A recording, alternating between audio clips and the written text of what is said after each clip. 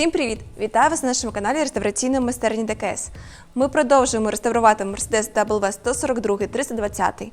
На даному етапі реставрації ми завершили реставрувати передні крила. Оригінальні крила даного Мерседеса були дуже в тяжкому стані. Вони були дуже зношені під час експлуатації в Радянському Союзі.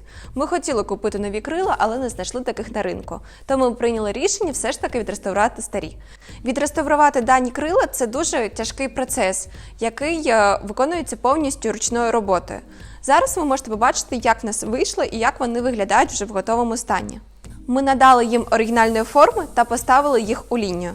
Ліве та праве крило вони повністю ідентичні, але в дзеркальному вигляді. Метал ми зберегли по максимуму, та нам вдалося зберегти плоскостята лінії так, щоб воно виглядало як з заводу. Реставрація даного Мерседеса триває, тому підписуйтесь на наш канал, ставте нам лайк, залишайте коментарі, ми все читаємо. Підписуйтесь, всім пока!